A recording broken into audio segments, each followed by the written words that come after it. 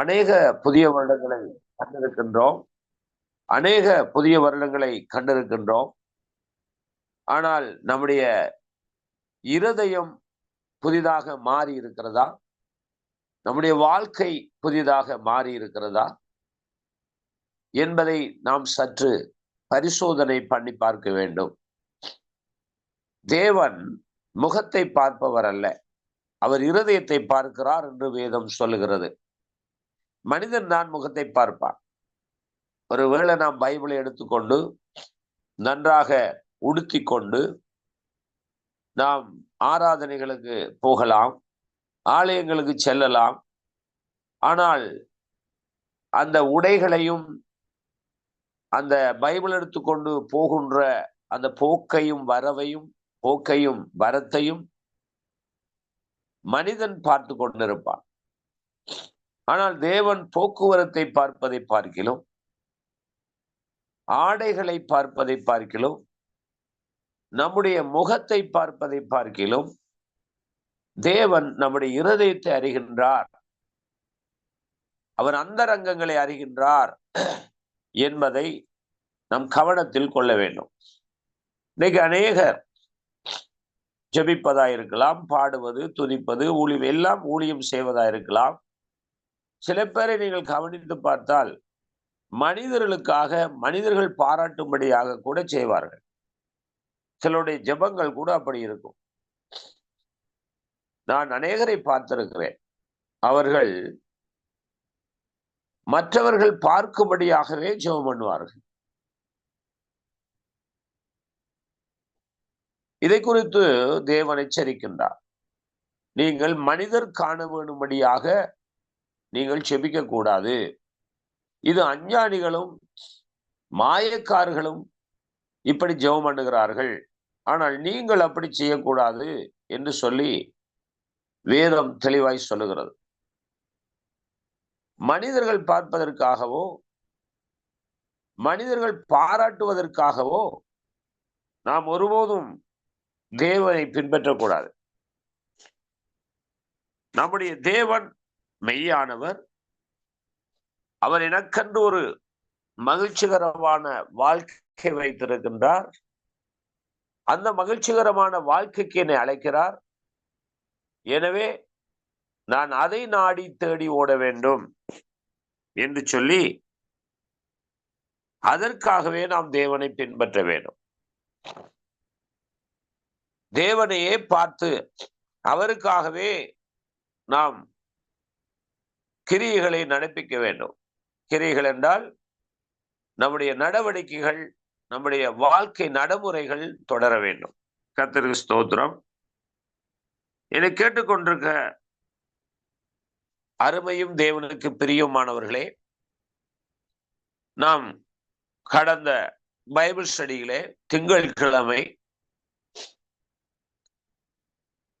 நாம் மிகவும் தெளிவாக பிலிப்பியர் நிருபத்திலே இருந்து 3வது அதிகாரத்திலிருந்து ஒரு வசனத்தை வாசித்தது உங்களுக்கு ஞாபகம் இருக்கின்றதா? முதலாவது ஓப்பனிங் வேர்டாக வாசித்தேன். யாருக்கும் ஞாபகம் இருக்கிறதா? பிலிப்பியர் 3ஆம் எல்லாவற்றையும் ஓகே, அது பார்த்தோம். ஓகே, அதை பார்த்தோம். ஆனால் ஃபர்ஸ்ட் ஓப்பனிங் வேர்டு முதலாவது சகோதரரை பிடித்துக் கொண்டேன் என்று நான் என்கிறதில்லை, ஒன்று செய்கிறேன், பின்னானவைகளை மறந்து முன்னானவைகளை நாடி. ஆமென். ஆம், ஆமென். எல்லாரும் திரும்பவும் ஒருவேளை மறந்திருந்தால் ஞாபகத்துக்காக பிலிப்பியர் 3வது அதிகாரம் 13வது வசனத்தை இப்பொழுது இந்த பிரதர் வாசித்தார்கள். இப்பொழுது வாசித்த அந்த அருமையான சகோதரன் தேவகுமார் அவர்களை நான் நன்கு அறிவேன். நான் கடந்த நாட்களில் அவருடைய வீட்டுக்கு போயிருக்கின்ற பொழுது அவர் இந்த பைபிள் ஸ்டடி பெரிய ஒரு புத்தகத்தை, நோட் புத்தகத்தை எனக்கு காட்டினார். ஒன்று விடாமல் எல்லாவற்றையும் அருமையாய் எழுதி வைத்திருக்கிறார். நான் பார்த்தபோது மிகவும் சந்தோஷப்பட்டேன். பரவாயில்ல, எல்லாரும் அப்படி எழுதாவிட்டாலும் பரவாயில்ல, ஓரளவு கண்டாலும் நாம் குறிப்படுத்திக் கொள்ள வேண்டும். அப்பொழுதுதான் இது ஞாபகத்திலே வரும். பாருங்கள், இப்பொழுது நான் சொன்னபோது அந்த சகோதரன் உடனடியாக அவர் எழுதி வைத்த அந்த நோட்டிலிருந்து உடனே வாசித்து விட்டார். என்னால் எல்லாம் எங்களுக்கு ஞாபகத்தில் இருக்காது. எனவேதான் முடிந்தவர்கள் எழுதி படிக்கக்கூடியவர்கள் நீங்கள் எழுதி படிப்பது நல்லது. அது ஞாபகத்தில் இருக்கும். ஆகவே நான் நினைக்கிறேன், விசுவாசிக்கிறேன், அநேகமானவர்கள் நீங்கள் இந்த பைபிள் ஸ்டடியை பதிவு செய்வீர்கள் என்று சொல்லி நான் நினைக்கிறேன். கர்த்தருக்கு ஸ்தோத்திரம். இன்றைக்கு வருகை குறைவா இருக்கிறது, பரவாயில்லை. சில பேர் உண்மையாகவே டவர் சிக்னல் பிரச்சனையா இருக்கலாம், அல்லது ஏதாவது முக்கிய பிரச்சனைகள் என்றால் ஓகே. ஆனா சில பேர் சும்மா என்னத்த, அது என்ன பெருசா நமக்கு விளங்குது, என்ன பெரிய ஒரு பைபிள் ஸ்டடியா என்று நினைப்பார்கள் என்றால் அவர்கள் வரமாட்டார்கள். போகட்டும். கர்த்தருக்கு ஸ்தோத்திரம். சரி, இப்பொழுது கவனத்தில் கொள்வோம். பிலிப்பியர் 3வது அதிகாரம் 13வது வசனத்திலே பின்னானவைகளை மறந்து முன்னானவைகளை நாடி என்று சொல்லி பார்க்கிறோம். இது குறித்து மிகவும் தெளிவாய் பார்த்தோம். அதை உங்களிடத்திலே நான் கேட்டேன், என்ன பின்னானவைகள், என்ன முன்னானவைகள் என்று கேட்ட பொழுது அநேகர் நீங்கள் கருத்துக்களை பகிர்ந்து கொண்டீர்கள். இன்றைக்கு பார்க்க போகிறோம், என்ன பின்னானவைகள், என்ன முன்னானவைகள். பின்னானவைகள் என்றால் கிறிஸ்துவை அறியாததுக்கு முன்பு, அல்லது பழைய வாழ்க்கை, அல்லது பழைய சுபாவங்கள், அதை காட்டுகிறது. முன்னானவைகள் என்றால் கிறிஸ்து, கிறிஸ்து நமக்கு வைத்திருக்கிற சத்தியம், மார்க்கம், அவர் நமக்கு வைத்திருக்கின்றதான நித்திய ஜீவன், அவர் நமக்கு வைத்திருக்கிறதான த ஹோலி லைஃப், பரிசுத்த வாழ்க்கை, இவைகள் முன்னானவைகள். ஆனால் இன்றைக்கு கிறிஸ்தவ உலகம் முன்னானவைகளிலே நிற்கின்றதா, பின்னானவைகளிலே நிற்கிறதா, அல்லது முன்னுக்கும் பின்னுக்கும் முரண்பாடாய் இருக்கிறதா என்றால் அநேகமாக முன்னுக்கும் பின்னுக்கும் வைத்துக்கொண்டு முரண்பாடு தவிர முரண்பாற்று இருக்கவில்லை. கொள்ள வேண்டும்.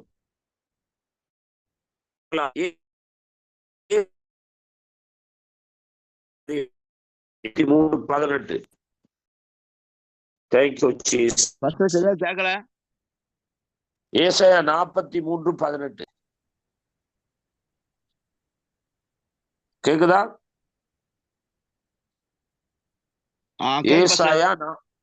ஏசாயா 43:18. முந்தினவைகளை நினைக்க வேண்டாம், பூர்வமானவைகளை சிந்திக்க வேண்டாம். ரைட்.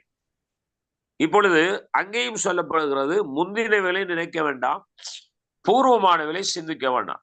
அது என்ன முந்தினவைகள், அது என்ன பூர்வமானவைகள்? யோசித்து பாருங்கள். அது நினைக்க வேண்டாம் என்று பழைய ஏற்பாட்டு தீர்க்க தரிசனத்தையும் சொல்லப்பட்டிருக்கிறது. அதைத்தான் பவுல் அப்போஸ்தலன் தன் வாழ்க்கையிலே வாழ்க்கையாய் கொண்டு இந்த பிலிப்பியர் நிருபத்தை எழுதுகின்ற பொழுது 3வது அதிகாரம் 13வது வசனத்திலே சொல்லுகிறார், நான் பின்னானவைகளை மறந்து முன்னானவைகளை நாடி. இதைத்தான் அங்கேயும் சொல்லப்படுகிறது, முந்தினவைகளை நினைக்க வேண்டாம், பூர்வமானவைகளை சிந்திக்க வேண்டாம். அப்ப முன்னானவைகள் பூரணமானவைகள் அல்லது பூர்வமானவைகள் பழையவைகள் என்று சொல்லுகின்ற பொழுது என்னுடைய பழைய சுபாவத்தை குறிக்கிறது. இந்த பழைய சுபாவம் எங்கே இருந்தது? இது உலகத்தின் சுபாவம். இந்த உலகத்துக்குள்ளே பிசாசு இருந்தான். வேதம் சொல்லுகிறது, நாம் எல்லாம் பிசாசுக்கு அடிமையாயிருந்தோம், அவனை வழிபட்டு கொண்டிருந்தோம், அவன் நம்மை பிடித்து இருந்தான். ஆனாலும் அக்கிரமத்தினாலும் பாவத்தினாலும் மரித்த நம்மை தேவன் தம்முடைய கிருபையை கொண்டு ரட்சித்தார். ஒரு ஆமென் சொல்ல மாட்டீங்களா? ஆமென், ஆமென். ஆமென், ஆமென். தேவன் நம்மை ஆமென். ரட்சித்தார். எங்கே இருந்து ரட்சித்தார்? பழைய வகைகளிலிருந்து, பழையவற்றிலிருந்து ரட்சித்தார். ஆனால் ரட்சிக்கப்பட்ட ஜனம் என்று சொல்லுகின்ற நாம் இன்றைக்கு அந்த பழையதையே வைத்துக்கொண்டு நாம் புதியதை செய்ய முடியுமா? பழையது இருந்தால் புதியது செய்ய முடியாது. ஒருபோதும் செய்ய முடியாது. இப்படி நான் ஒரு உதாரணத்துக்காக உங்களுடைய சிந்தைக்காக ஒரு காரியத்தை உங்களுக்கு சொல்லுகிறேன். கவனியுங்கள். இப்ப நீங்கள் கிட்டத்தட்ட இப்ப 2025வது ஆண்டு, 2015ஆம் ஆண்டை நாம் பார்ப்போம். இந்த 2000 ஒரு ஒரு சும்மா உதாரணத்துக்கு 2015வது ஆண்டில் நீங்கள் உடுத்தி இருந்த, இந்த பிசிக்கலா சொல்றேன், மாமிசத்துல சொல்றேன், உடுத்தி இருந்த உடையை நீங்க கலட்ட இல்ல. அதாவது 2015ஆம் ஆண்டு உடுத்தி இருந்த உடையை கலட்ட இல்ல. 16வது ஆண்டு ஒரு புதிய உடையை வாங்கி நீங்கள் அதுக்கு மேலேயே போட்டுக் கொண்டீர்கள். இப்படி 2017, 18 அப்படியாக 2025 கிட்டத்தட்ட 10 ஆண்டுகள் அந்த உடையை கலட்டாமலே அதுக்கு மேலேயே புதிய உடைகளை போட்டுக் கொள்ளுகிறீர்கள். இதனால என்ன ஒரு பயன்பாடு அல்லது என்ன ஒரு நன்மை கிடைக்கும் என்று நினைக்கிறீர்கள்? சொல்லுங்க. அத பழச கலட்டாமல் புதுச போட்டுக் கொண்டிருக்கிறதுனால அந்த பழசும் புதுசும் என்ன செய்யுது? பழசாகுது. புதுசும் பழசாகுது. அப்ப அந்த பழைய வஸ்திரம் என்பது என்ன? பழைய குணம், பழைய சுபாவங்கள். அப்ப அந்த சுபாவத்தை மேலேயே வாக்குத்தத்தங்களை அடுக்கிக் கொண்டு, வேத வசனங்களை கேட்டுக்கொண்டு, தேவனுக்கு ஆராதனைகளை செய்து கொண்டு இப்படி இருப்போம் என்றால் அந்த பழைய வஸ்திரங்கள் எவ்வளவாக நாரும் தெரியுமா? நாறி போகும், கெட்டு போகும். இதைத்தான் ஆண்டவர் சொன்னார். திராட்சரசத்தை, புதிய திராட்சரசத்தை பழைய துருத்திகளில் வார்த்து வைப்பார்களா? அப்படி வைக்க மாட்டார்கள். அப்படி வார்த்து வைத்தால் அது துருத்தியை கிழித்து போடும். பழைய வஸ்திரத்தை புதிய வஸ்திரத்தோடு இணைப்பார்களா? இல்லை, அதுவும் கிழித்து போகும். இது எதுக்கு? வஸ்திரத்துக்காகவும் திராட்சரசத்துக்குமாகவா சொன்னார்? இல்லை, வாழ்க்கைக்காக சொல்லப்படுகிறது. எனவே முந்தினவைகளை நினைக்க வேண்டாம், பூர்வமானவைகளை சிந்திக்க வேண்டாம். அப்ப நாம் அதை நினைக்காமல் சிந்திக்காமல் இருந்தால்தான் பழைய காரியங்களை சிந்தனைகளை வைத்துக்கொண்டு நாம் செயல்பட்டு கொண்டு இருப்போம் என்றால் புதிய காரியத்தை நாம் பெற்றுக்கொள்ள முடியாது. அப்படி உங்களுக்கு கிடைத்தாலும் அது பழுதாய் போகணும். அதே போலதான் அநேக பிரசங்களை கேட்கின்றோம், நல்ல பிரசங்கங்களையும் கேட்கின்றோம், அல்லது நல்லது இல்லாத பிரசங்கங்களையும் கேட்கின்றோம். ஆனா நம்ம வாழ்க்கையில் ஒரு மாற்றம் இருப்பதில்லை. ஆனா இன்றைக்கு தேவன் நம்மோடு இந்த வேத பாடத்தின் ஊடாக தேவன் என்ன எதிர்பார்க்கிறார்? நாம் மாற வேண்டும், மாற்றம் அடைய வேண்டும், ஒரு மாற்றத்துக்கான காரியம் நடைபெற வேண்டும்.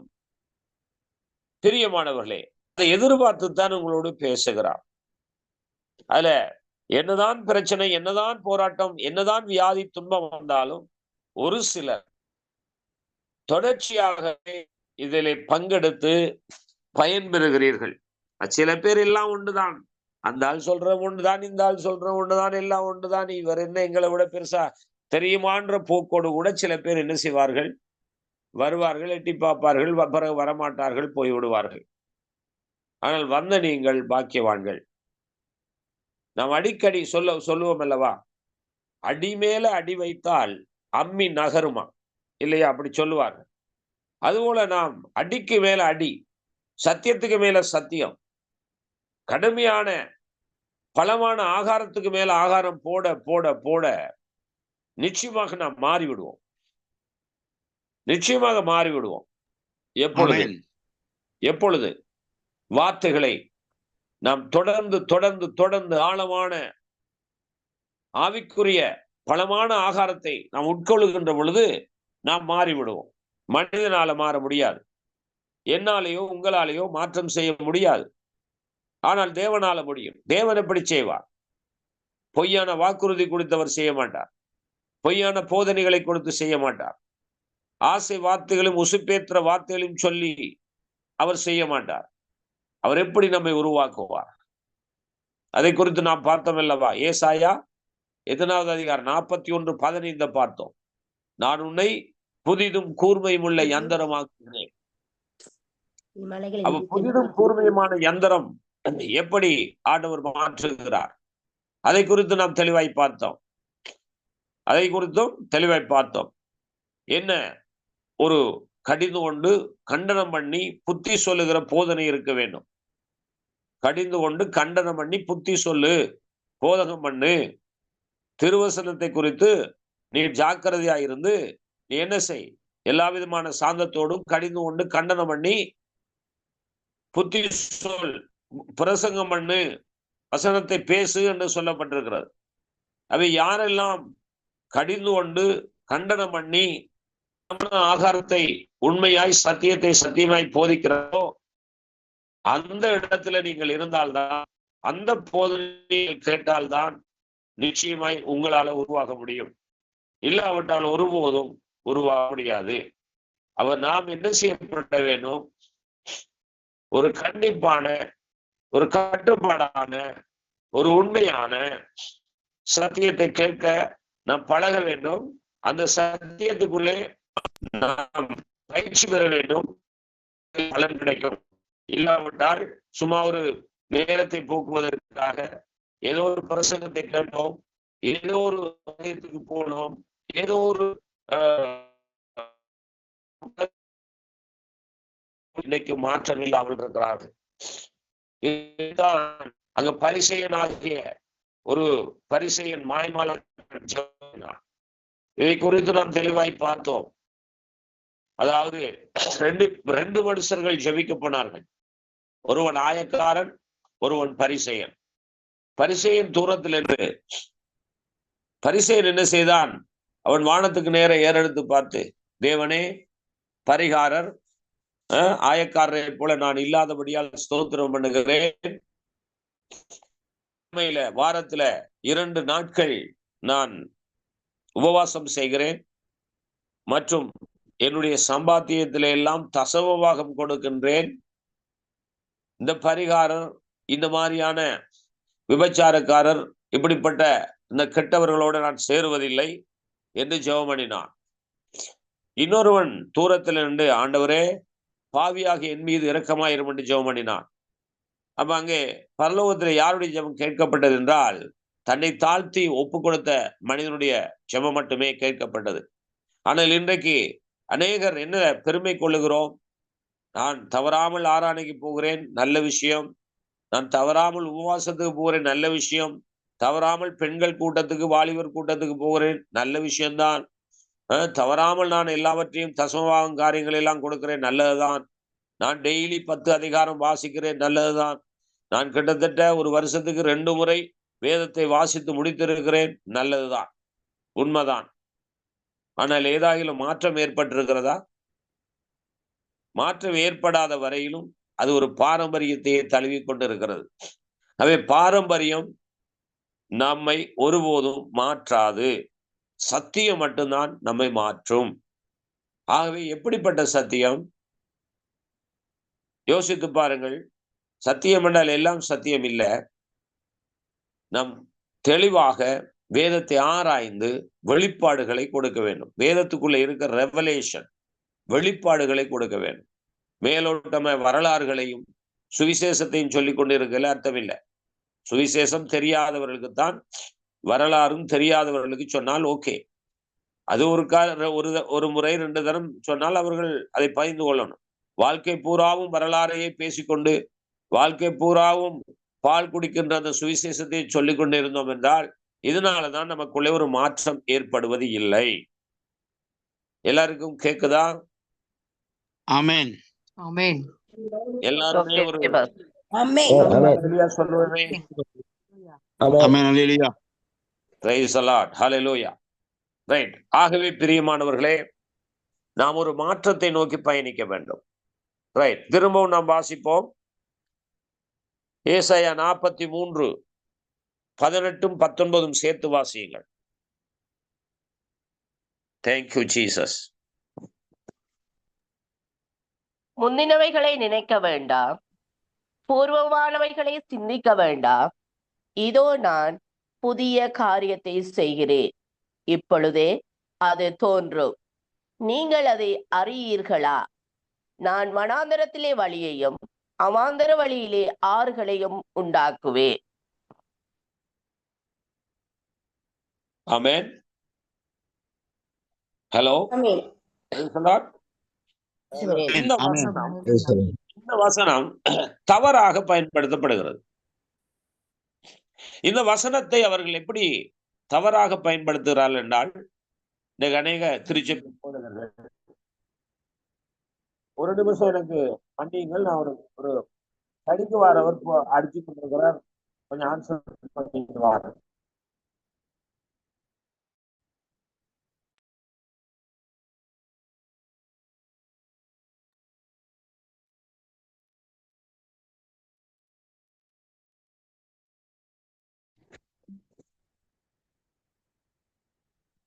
சரி, ஓகே. கேக்குதா brother, sister, pastors? Price the Lord. கேக்குது ஓகே, பாஸ்டர். இதை தவறா பயன்படுத்த நானும் பயன்படுத்தி இருக்கிறேன். தவறா ஒரு உலக பிரகாரமான ஆசீர்வாதத்தை குறித்து இதை வைத்து பேசுகிறார்கள். நான் என்ன செய்கிறேன் உங்களுக்கு? அந்த 19ஆம் வசனம் திரும்ப வாசிங்கம்மா. இதோ நான் புதிய காரியத்தை செய்கிறேன், இப்பொழுதே அது தோன்றும், நீங்கள் அதை அறியீர்களா? நான் வனாந்தரத்திலே வழியையும் அவாந்தர வெளியிலே ஆறுகளையும் உண்டாக்குவேன். சரி, இப்ப கவனிங்க. இந்த வசனம் எப்படி தவறாக பயன்படுத்தப்படுகிறது என்றால், உங்களுக்கு தெரியும். இது நீங்க போர்ட்ல எல்லாம், அட்டைகளில் எல்லாம், வாக்குத்தத்தங்களில் எல்லாம் எடுத்திருப்பீர்கள். எப்படி அவர்கள் சொல்லிக் கொடுக்கிறார்கள் என்றால், அந்த புதிய காரியத்தை செய்கிறன்றத நம்ம தரித்திரம் மாறும், நம்முடைய பண பிரச்சனை மாறும், நம்முடைய வியாதி மாறும், நம்முடைய துன்பம் மாறும், நம்முடைய துயரம் மாறும். தேவன் இந்த வருஷம் உங்களுக்கு புதுசா செய்ய போறாரு, புதிய வழிவாசலை திறக்க போறாரு, அப்படி இப்படி எல்லாம் பேசுவார்கள். ஆனா அந்த வசனம் அதுக்குரியது அல்ல.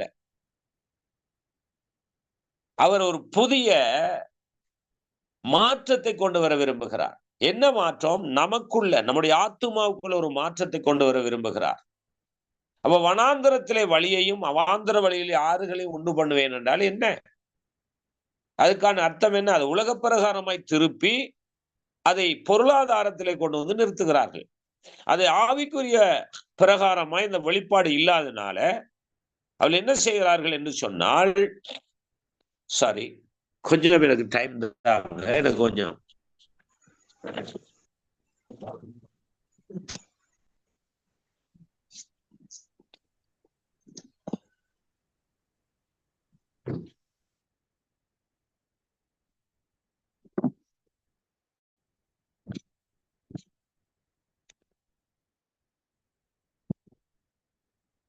மன்னிக்கவும். Praise the Lord. கேக்குதா?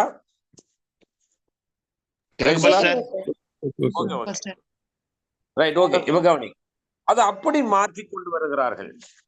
நான் சொல்லுகிறேன் பிரியமானவர்களே, உண்மையாய் ஒரு நல்ல ஆழமான சத்தியத்தை அறிந்த நபர் தேவைகளுக்காக அதிகமாய் ஜெபிக்க மாட்டார்கள். ஜெபிக்கலாம், அதிகமாய் அதே நாடி போக மாட்டார்கள். இப்ப நானெல்லாம் கூட எனக்கு அதைத்தாரு இதைத்தாரு என்று ஜெபிக்கிறெல்லாம் விட்டுட்டேன். அவர் தருவார் என்ற நம்பிக்கை தான். நான் அவருக்கு பிரியமாய் நடக்கும்போது அவர் எனக்கு எல்லாம் தருவார். நாம் பிரியமில்லாமல் நடந்து நாம எத்தனை நாள் 40 நாள் உபவாசம் இருந்து அல்லது 100 நாள் உபவாசம் இருந்து 100 நாள் ஜபத்துக்கு போயும் எந்த விஷயமும் அங்க ஒன்றும் சரி வராது. கவனிக்கிறீங்களா? அப்ப நாம தவறாக வழிநடத்தப்படுகிறோம். தவறாய் வேத வசனங்கள் போதிக்கப்படுகிறது. இதே வசனத்தை இன்னொரு காரியத்தை நான் உங்களுக்கு எடுத்துக்காட்டாக தருகிறேன். இந்த பின்னானவைகள் முன்னானவைகள் என்று பார்த்து கொண்டு வருகிறோம். இந்த பின்னானவைகள் என்று சொன்னால் என்ன? இந்த பழைய குணங்கள் மாத்திரமல்ல, அந்த பழைய அந்த கவலை அதையும் எடுத்துக்கொள்ளலாம், பழைய பயங்கள் அதையும் எடுத்துக்கொள்ளலாம், அடுத்தது பழைய என்னது தரித்திரத்தையும் எடுத்துக்கொள்ளலாம், அல்லது பழசு எப்ப பார்த்தாலும் என்னது இல்ல இல்ல அது இல்ல இது இல்லை என்று புலம்பல் முறுமுறுப்புகளையும் எல்லாம் சேர்ந்துதான் வருகிறது பழசு சொல்லுகிறது. அப்ப புதிதாய் மாறுகின்ற பொழுது எப்ப புதிதாய் மாறும் என்றால் பின்னானவைகளை மறக்கின்ற பொழுதுதான் முன்னானவைகள் நமக்கு வரும். பழையவைகளை ஒழித்து கட்டுகின்ற பொழுதுதான் புதிதை நமக்கு வரும். இதைத்தான் கொரிந்தியர்களின் நிருபத்திலே பவுல் இப்படி சொல்லுகிறார், ஒருவன் கிறிஸ்துவுக்குள் இருந்தால் புது சிருஷ்டியா இருக்கிறான், பழையவைகள் எல்லாம் ஒளிந்து போயின. அப்ப நாம வேத வசனத்தை எடுத்து பழையதை பற்றி தான் பேசிக் கொண்டிருக்கிறோம். சரி, இதுக்கு ஒரு எடுத்துக்காட்டாக எப்படி வேத வசனம் தவறாய் பயன்படுத்தப்படுகிறது என்பதை குறித்து கொஞ்சம் நாம் பார்க்க போகிறோம். வாசிக்கலாம். வெளிப்படுத்தின விசேஷம் 3வது அதிகாரம் 8வது வசனத்தை வாசிங்கள். வெளிப்படுத்தல் 3:8.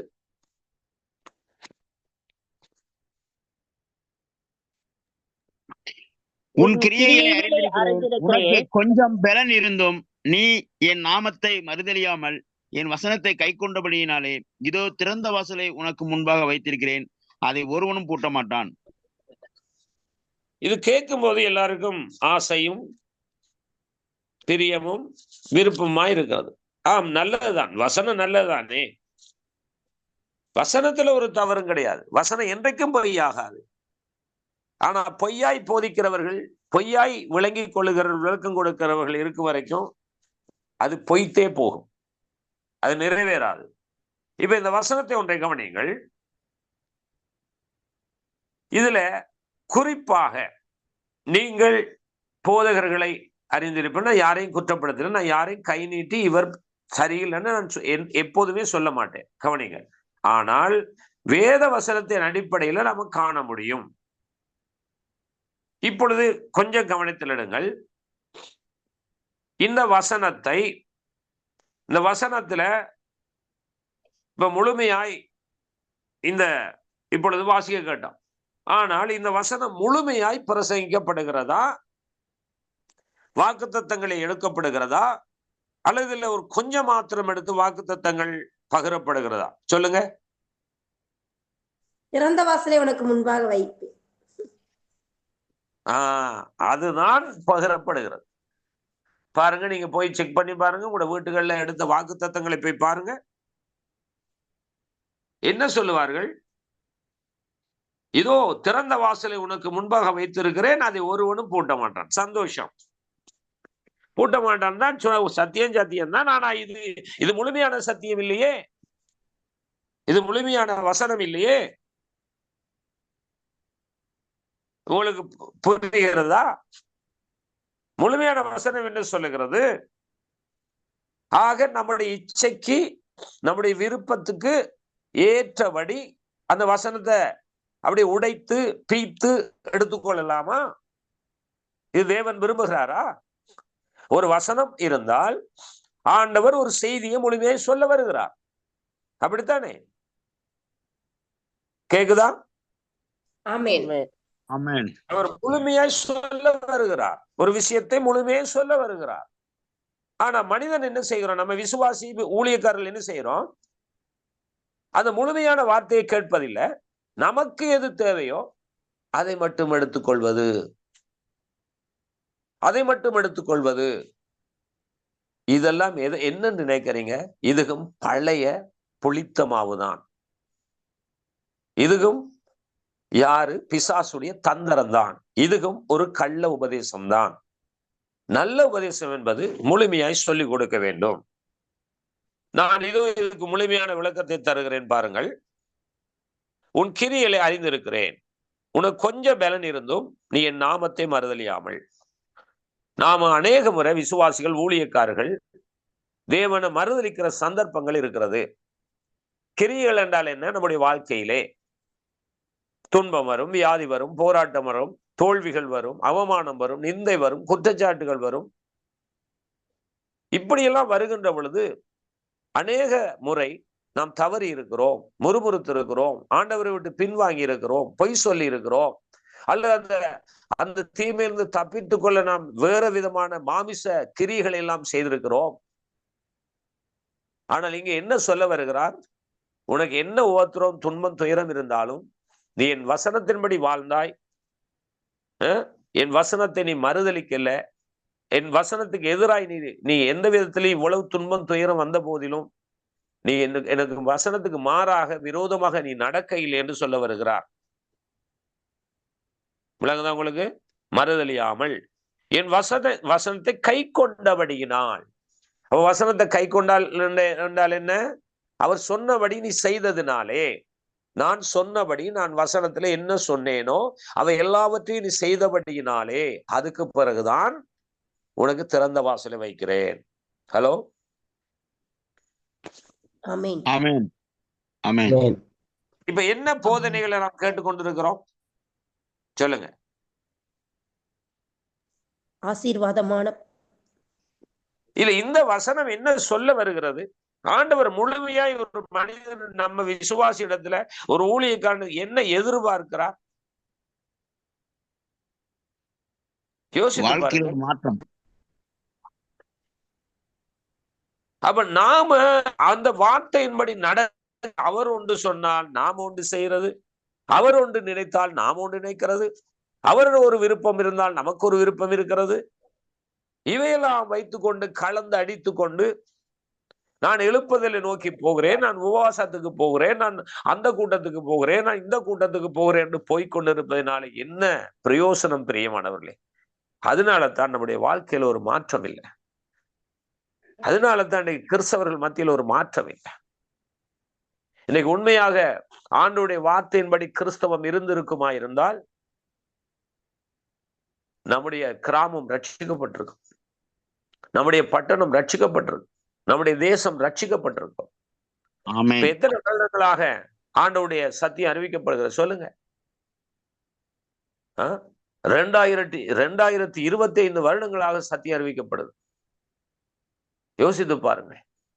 இந்த சத்தியத்திற்காக எத்தனை பேர் உயிரை கொடுத்தார்கள், எத்தனை மிஷனரிகள் வெட்டுண்டார்கள், ரத்தம் சிந்தினார்கள், எத்தனை பேருடைய ரத்தத்தின் மேலே இந்த வசனம் வந்தது, எத்தனை பேருடைய பாடி, டெட் பாடியின் மேல நாம இன்னைக்கு நிக்கிறோம் தெரியுமா?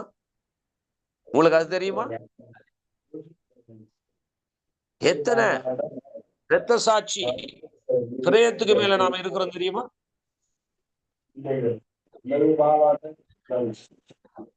இதெல்லாம் நம்ம மறந்து விடுகிறோம். இதெல்லாம் யாரும் நினைப்பூட்டுவதில்லை. சும்மா மேலோட்டமா திறந்த வாசலை வைக்கிறேன், திறந்த வாசலை வைக்கிறேன், அப்படி ஆசையான ஆசீர்வாதமான அந்த மாய்மாலமான அந்த உசுப்பேத்துற வார்த்தையை கேட்டு கேட்டு பழகினா எப்படி நம்மால மாற முடியும்? எப்படி நம்மால ஒரு மாற்றத்தை காண முடியும் சொல்லுங்க?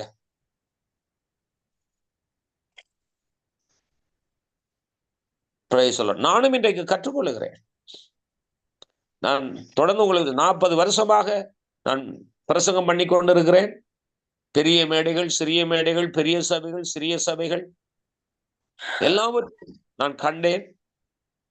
ஆனால் இன்றைக்கும் நான் கற்றுக்கொள்கிறேன். எனக்கு தெரியாத விஷயங்கள் நிறைய விஷயத்தை நான் கற்றுக்கொள்கிறேன்.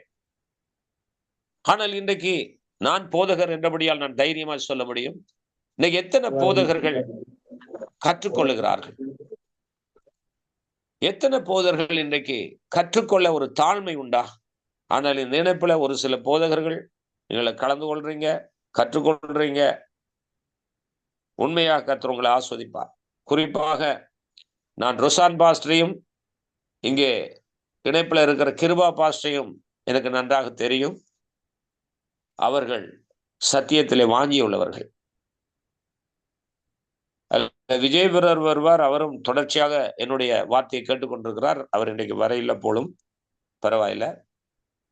மற்ற சகோதரிகளும் ஒரு சில சகோதரிகள் வருவார்கள். ஆனால் இப்ப அவர்கள் பூரணமான இன்ட்ரெஸ்ட் இல்லை போல இருக்கு. ஒருவேளை என்ன தடையோ தெரியவில்லை. அநேகர் வருவார்கள், போவார்கள். அப்படி வந்து எட்டி பார்ப்பார்கள், போய் விடுவார்கள். அது யாரையோ மனுஷனை பிரியப்படுத்துவதற்கு வர்ற மாதிரி தெரியுது. ஆனா நம்ம வாழ்க்கைக்குள்ள ஒரு மாற்றம் ஏற்படணும்.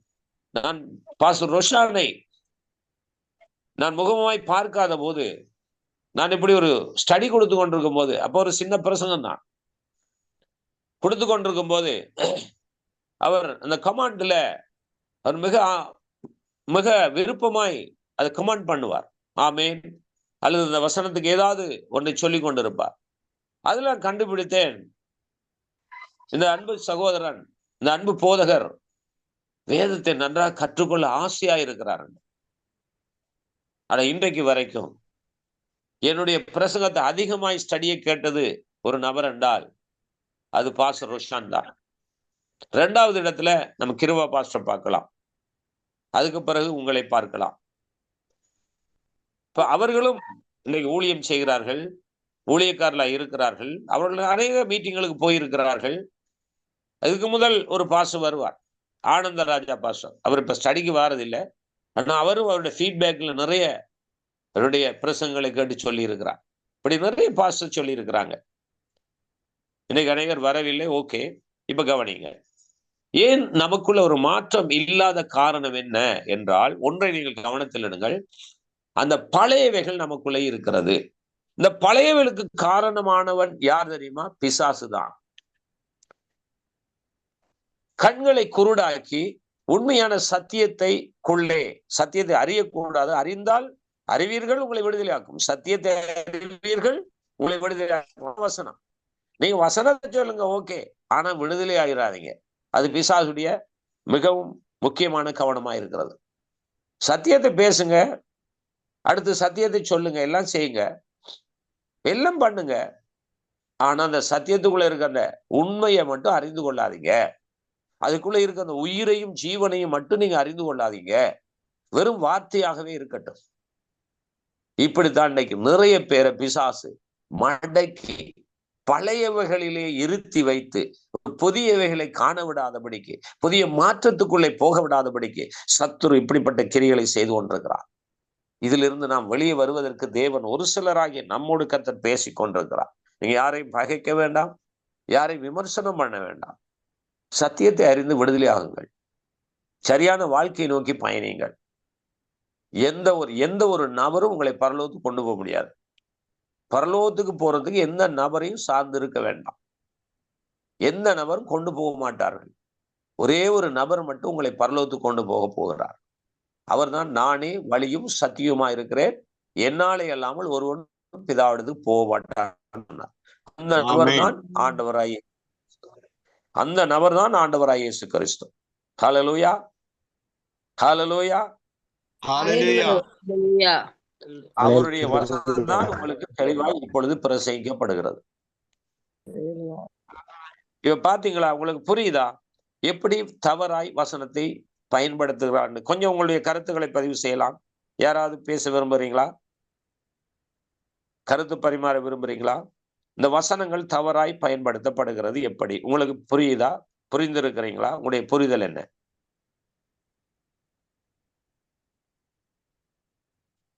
Price the Lord. யாருக்கா சொல்ல முடியுமா? அல்லது தெளிவு இருக்கா? என்னுடைய விவரம் தெரியுமா?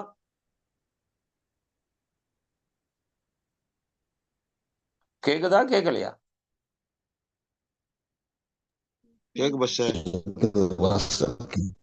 சொல்லலாம். நீங்க யாரும் பகிர்ந்து கொள்ளலாம், பிரச்சனை இல்லை. முடிந்தவர்கள்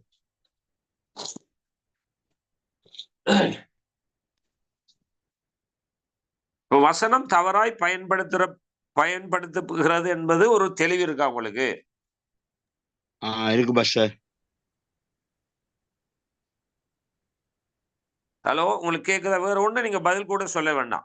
இந்த வசனம் தவறாய் பயன்படுத்தப்படுகிறது உங்களுக்கு புரியுதா?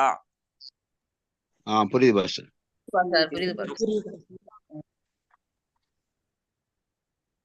அப்ப அந்த தவறாய் பயன்படுத்துகிறது யார்?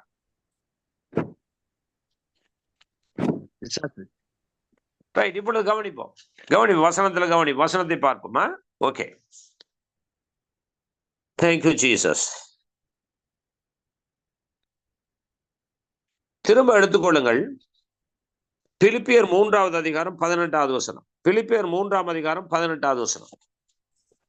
ஏனெனில் அநேகர் வேறு விதமாய் நடக்கிறார்கள், அவர்கள் கிறிஸ்துவின் சிலுவைக்கும் பகைஞர் என்று உங்களுக்கு அநேக தரம் சொன்னேன், இப்பொழுது கண்ணீரோடு சொல்லுகிறேன். கண்ணீரோடு சொல்லுகிறார். என்ன சொல்லுகிறார்? அநேகர் வேறு விதமாய் நடக்கிறார்கள். என்ன வேறு விதமாய் நடக்கிறார்கள்?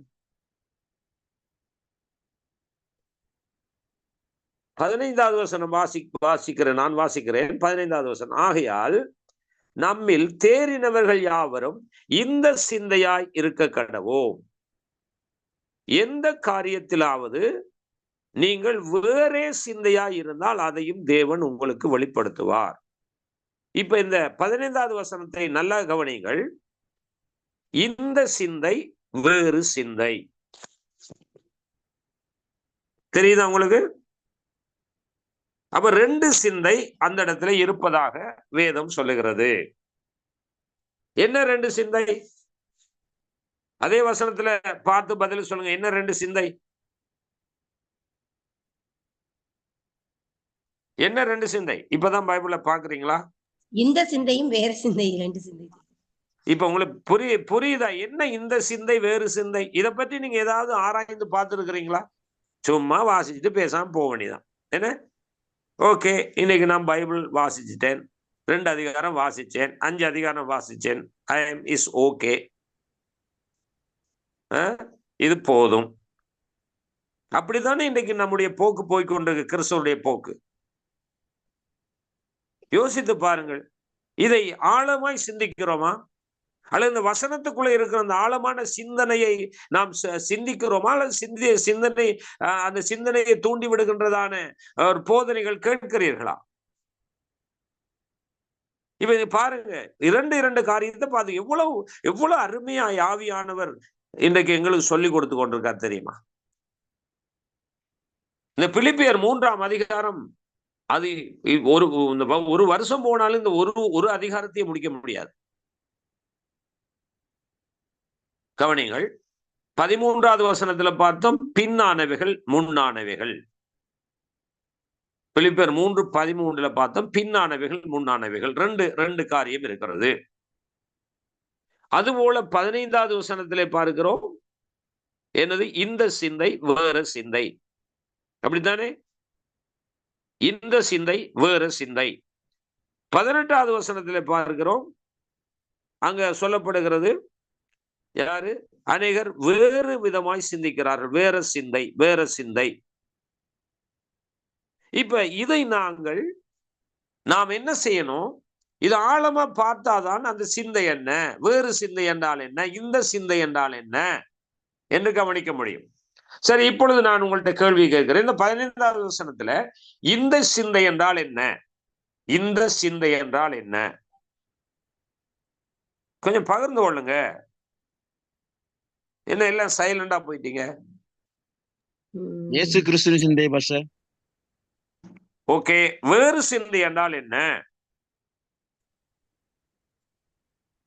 உலகத்துக்குரிய சிந்தனை, மாம்ச சிந்தனை. இப்ப கவனிங்க. ரைட். இப்ப இந்த 2 சிந்தனைய அவன் மாமிசத்துக்குரிய சிந்தனைய வசனத்துக்குள்ள கொண்டு வரலாமா? அப்ப வேறு விதமாய் போதிக்கிறார்னு சொல்லப்பட்டிருக்கிறது. இது சரியான உங்களுக்கு தெளிவூட்டல் கொஞ்சம் நான் சொல்லுவேன் என்றால், இது 2 பேரை குறித்த விபரத்தை இங்க சொல்ல வருகிறது. 2 பேர், 2 இடம், 2 பேர், 2 வழி. யார் அந்த 2 பேர், 2 நபர் யார்? ஒன்று ஒன்றான மெய் தேவன், இன்னொன்று இப்பிரபஞ்சத்தின் தேவன்.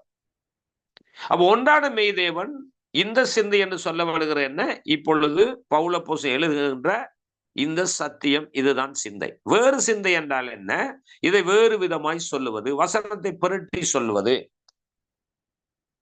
வசனத்தை தவறுதலாய் சொல்லுவது, குறிப்பாய் ஓப்பனா சொல்ல போனால் கள்ள போதகர்கள், கள்ள தீர்க்கதரிசிகள், கள்ள கபடமுள்ள அப்போஸ்தலர்கள். இதை குறித்து நாம் கடந்த நாட்களை பார்த்தோம் இல்லையா? அப்ப இதிலிருந்து நாம் தப்பித்துக் கொள்ள நாம் என்ன செய்ய வேணும்னா, சத்தியம் சத்தியமாய் அறியப்பட்டாலே ஒழிய நமக்கு இந்த கலப்படமான போதனைக்குள்ளே இருக்கிறதுனால மக்களுக்கு விடுதலையாக முடியல. ஏன்னா பொய் அங்க இருக்கும் என்றால் அங்க சத்தியம் இருக்காது, சத்தியம் இல்லாத இடத்துல விடுதலை இருக்காது. இதைத்தான் எங்களுடைய முற்பிதாக்கள், அதாவது முற்பிதாக்கள் என்று சொல்லும் போது இஸ்ரவேல் ஜனங்கள், இந்த இஸ்ரவேல் ஜனங்கள் அதைத்தான் செய்தார்கள். இதைத்தான் யோவான் 8ஆம் அதிகாரத்துல இந்த யூதர்களோடு இந்த இந்த இந்த பரிசேயரோடு தேவன் இயேசு கிறிஸ்து போராடினார். பெரிய ஒரு போராட்டம் பண்ணி கொண்டிருந்தார். அவர்கள் அவருடைய பிதாவை பற்றி பேசிக் கொண்டிருக்கிறார், பிதாவினுடைய குணத்தை பற்றி பேசுகிறார்கள். இயேசு தன்னுடைய பிதாவை பற்றி பேசிக் கொண்டிருக்கிறார். பெரிய ஒரு போராட்டம் இங்க நடக்கிறது. அப்ப யூதர்களுடைய பிதா யாராயிருந்தார்? யோவான் 8 வரப்படுது, பிசாசு தெளிவாக சொல்லப்படுது. ஆனா அவர்கள் என்ன நினைச்சு கொண்டிருந்தார்கள்? இல்ல, நாம சொல்ற அந்த பிதா பரலோகத்தின் பிதான் நினைத்து கொண்டிருந்தார்கள். ஆனால் அவருடைய நினைவு அது அல்ல. அவர் நினைத்திருந்தாலும் அது உண்மை அல்ல. இயேசுக்கு மட்டும்தான் அவருடைய பிதா யாருன்னு காண முடிந்தது. அதுபோல இன்றைக்கும் இந்த வேதத்தை தூக்கி கொண்டு போதிக்கலாம், ஊழியம் செய்யலாம், விசுவாசியா இருக்கலாம். ஆனால் இன்றைக்கும் அந்த கலப்படம், வேற சிந்தை, வேற வழி, இப்படி எல்லாம் சொல்லப்படுது அல்லவா? இப்ப அது யார் என்று நாம கண்டுபிடிப்போம் என்றால் இந்த சத்தியத்தை அறிகின்ற பொழுதுதான் அதை நாம கண்டுபிடிக்க முடியும். ரைட். இப்பொழுது கவனிங்கள், ஏன் நமக்கு இந்த விடுதலை கிடைக்கவில்லை? இதை குறித்து நீங்கள் வாசிக்கலாம். யோவான் 8:44 வாசியுங்கள். யோவான் 8:44. நீங்கள் பிதாவாகிய பிசாசானால் உண்டானவர்கள், உங்கள் பிதாவினுடைய இச்சையின்படி செய்ய மனதாயிருக்கிறீர்கள். அவன் ஆதி முதற் கொண்டு மனுஷ கொலைபாதகனாய் இருக்கிறான். சத்தியம் அவனிடத்தில் இராதபடியால் அவன் சத்தியத்திலே நிலைநிற்கவில்லை. அவன் பொய்யனும் பொய்யுக்கு பிதாவுமாய் இருக்கிறபடியால் அவன் பொய் பேசுவது தன் சொந்தத்தில் எடுத்து பேசுகிறான். இப்ப கவனிங்க, இது யாருக்கு சொன்னது? இது யாருக்கு தேவன் இயேசு கிறிஸ்து சொன்னார்? நாங்கள் உண்மையான கடவுளுடைய பிள்ளைகள், இஸ்ரவேல் மக்கள், நாங்கள் யூத ஜனங்கள் என்று சொல்லுகிறவர்களுக்கு தான் சொல்றார். என்ன சொல்லுகிறார்? நீங்க பிசாசுடைய இச்சைகளின்படி செய்றீங்க. அவன் சத்தியம் அவனுக்குள்ள இல்ல, அவன் பொய் தான் பேசுகிறவன். நீங்க அவனை தான் நீங்க ஆராதித்து கொண்டிருக்கிறீங்க, அவனுக்காகத்தான் நீங்க ஆலயத்துக்கு போறீங்க, அவனுக்காகத்தான் நீங்க ஆராதனை நடத்துறீங்க, அவனுக்காகத்தான் உபவாசம் பண்றீங்க, அவனுக்காகத்தான் எல்லாம் செய்து கொண்டிருக்கிறீங்க என்று தெளிவா சொன்னார். அவ எப்படி நாம் சத்தியத்துக்குள்ள இருக்கிறோம் என்று எப்படி நாம் கண்டுபிடிக்கலாம் என்றால், நமக்குள்ள ஒரு மாற்றம் ஏற்படுவதனால. சத்தியம் இருந்தால் விடுதலை ஆகும். பொய் சத்தியத்துக்குள்ள கலந்திருந்தால் ஒரு நாளும் விடுதலையாகாது. ஏன்னா பொய்க்கு பிதா பிசாசா இருக்கிறான். அவன் நாம எங்களை கவனிக்கணும். நாம சுத்திகரிக்கப்பட வேண்டும் என்றால் நம்ம என்ன செய்யணும்? நம்ம சத்திய வசனத்தினாலதான் நம்மை சுத்திகரிக்க முடியும். தேவன் அப்படித்தான் அவர் சொல்லுகிறார். சத்திய வசனம் தான் நம்மை சுத்திகரிக்கிறது. எபிரேயர் நிருபம் 5 நீங்க வாசித்து பாருங்க. அவர் சத்திய வசனத்தை கொண்டு நம்மை கழுவுகிறார் என்று சொல்லப்பட்டிருக்கிறது. என்னுடைய உபதேசத்தினால் நீங்கள் பரிசுத்தமாகிறீர்கள் என்று ஆண்டவர் சொல்லுகிறார். அதனால எது நம்மை பரிசுத்தப்படுத்தும், எது நம்ம வாழ்க்கைக்கு ஒரு மாற்றத்தை கொண்டு வரும் சொல்லுங்க? சத்தியம்தான். சத்தியம் வாயில சொல்றதல்ல, அந்த சத்தியத்துக்குள்ள இருக்கிற ஜீவன் உயிர் இருக்கு. வசனத்துக்குள்ள உயிர் இருக்கு. ஆனா உயிர் இல்லாம நாம வசனத்தை வாசித்து கொண்டு உயிர் இல்லாத பிரசங்களை கேட்டுக்கொண்டு இருக்கிறனால்தான் வாழ்க்கையில மாற்றம் வருவதில்லை. வாழ்க்கையில மாறணும்டா ஆழமான சத்தியத்தை சிந்திக்க வேண்டும். அதற்குத்தான் பவுல் அப்போஸ்தலன் என்ன சொல்லுகிறார்? திரும்பவும் வருவோம்.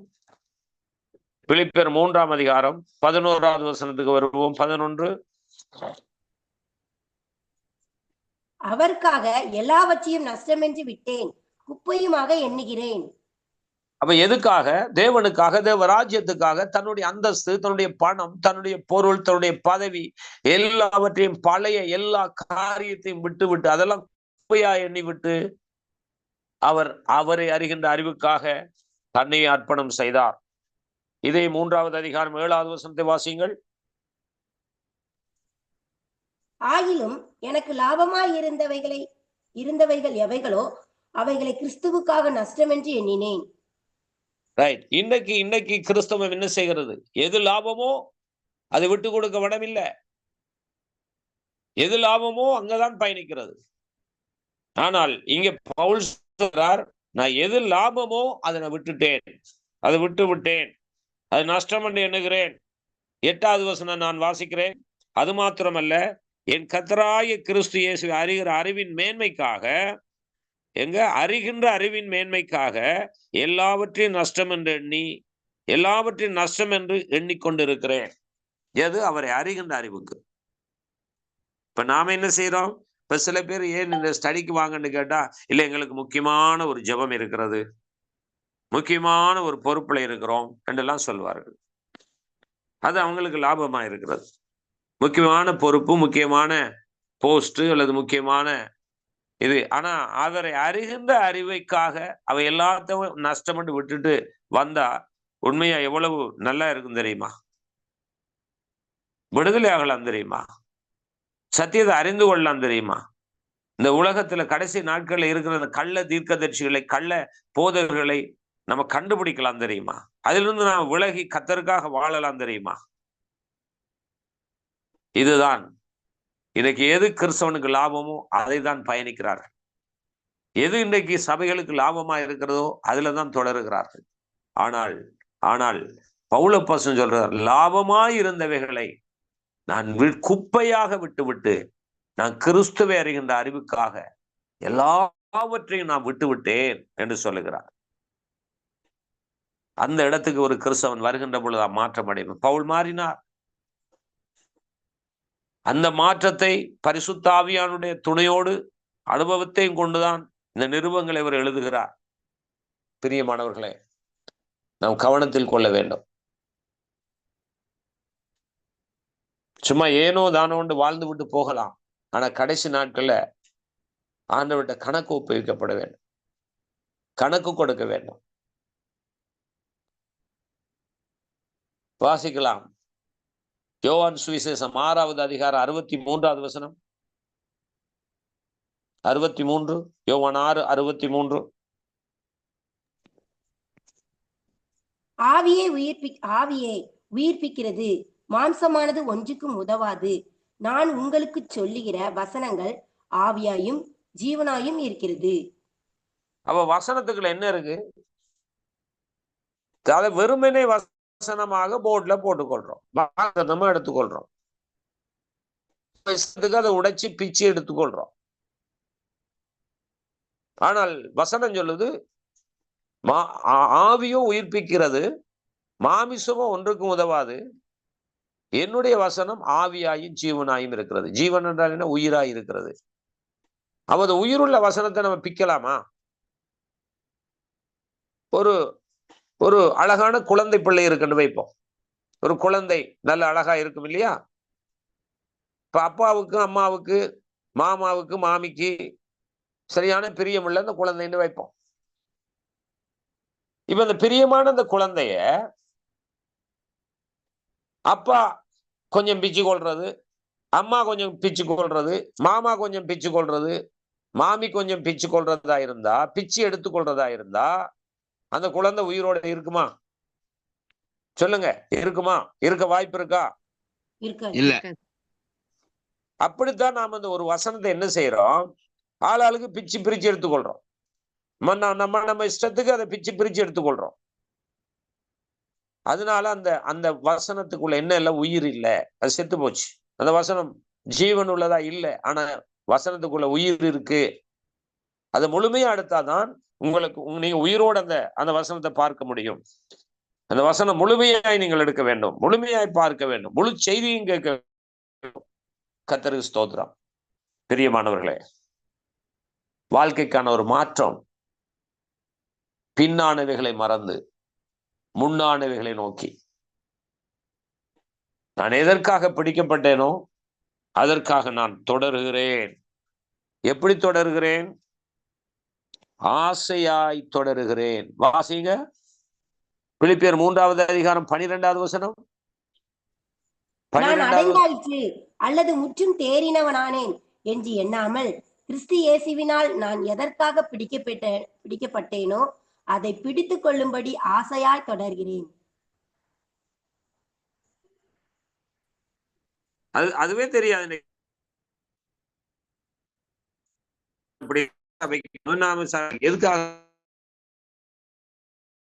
எதுக்காக அந்த ஜப கூட்டங்களுக்கு போகணும் என்ற அறிய மாட்டேங்குது. எல்லாம் உலகத்துக்காகத்தான் போறோம். கஷ்டம் மாறணும், கண்ணீர் மாறணும், துன்பம் மாறணும், துயரம் மாறணும். இதுக்கேகத்தான் சபைகள் கூட்டங்கள் நடக்கிறது. என்ன பொறுத்த மட்டும் நாம தேறினவர்களாய் இருப்போம் என்றால் இந்த தேவைகளை எல்லாம் அவர் சந்திப்பார் என்ற நம்பிக்கை போதும். அந்த விசுவாசம் நம்மை ரட்சிக்கும். தேவைகளுக்காக மட்டும் கடவுளை தேடக்கூடாது. தேவைகள் சந்திப்பார். இதை குறித்து தெளிவாய் ஆண்டவர் சுவிசேஷ புத்தகத்துல மத்தேயு 6வது அதிகாரத்துல தெளிவாய் சொல்லி இருக்கிறார். உணவுக்காக, உடைக்காக கவலைப்படாதீர்கள். இவைகளெல்லாம் அஞ்ஞானிகள் நாடி தேடுகிறார்கள். இவைகளெல்லாம் உங்களுக்கு தேவை என்று பரமபிதா அறிந்திருக்கிறார். இதெல்லாம் தெரிந்து கொண்டும் ஒரே எதுக்கு உபவாச ஜெபம் சொல்லுவார்கள். அமாவாசை உபவாச ஜெபம், தானியல் உபவாச ஜெபம், அந்த உபவாச ஜெபம், உங்களுடைய பிரச்சனைகளை தீர்க்கிற உபவாச ஜெபம், அங்கே இங்கன்னு இதுதான் முழு வருடங்கள் முழுமையாக போய்கொண்டிருக்கு. வாழ்க்கை முழுவதும் அதுக்குத்தான் செலவு செய்கிறார்கள். ஆனா தேவனை அறிகின்ற அறிவுக்காக எந்த செலவு செய்கிறார்கள்?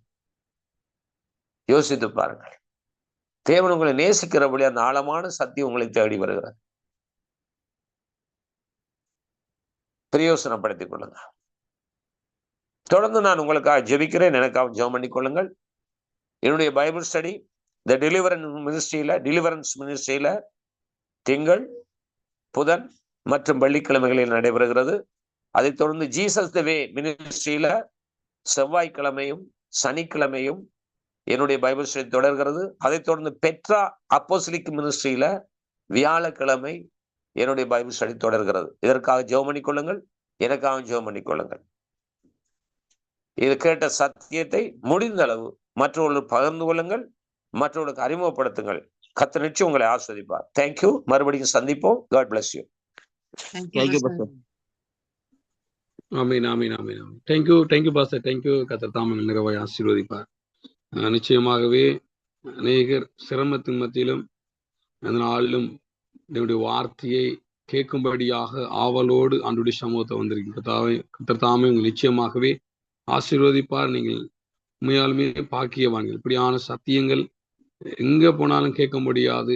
அருமையான என்னுடைய ஊழியக்காரர் அவரும் மழையின் நிமித்தமாக தாகத்தோடு வந்திருக்கிறார் என்று சொல்லி அவரும் இந்த குளிரை பார்க்காதபடி, மழையை பார்க்காதபடி எங்கள் மத்தியிலிருந்து என்னுடைய வார்த்தையை அவர் பகிர்ந்து கொண்டிருக்கிறார். நிச்சயமாக அது ஒரு நாளும் வீணாகாது. அதுக்குரிய பிரதிபலனான காரியங்களை நிச்சயமாகவே கர்த்தர் உங்களுடைய வாழ்க்கையிலும் நிச்சயமாக தருவார். தொடர்ந்து பாஸ்டருடைய ஸ்டடியில கலந்து கொள்ளுங்கள். கர்த்தர் தாமே உங்களை ஒருவரையும் நிறைவாக ஆசீர்வதிப்பாராக. அப்படியாக எங்கள் மத்தியில் இருக்கிறதான pastor Kiruba pastor, praise Lord, Kilinochchi Kiruba pastor.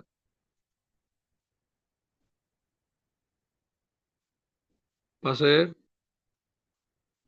Sir, எனக்கு கொஞ்சம் முடியல பாஸ்டர்.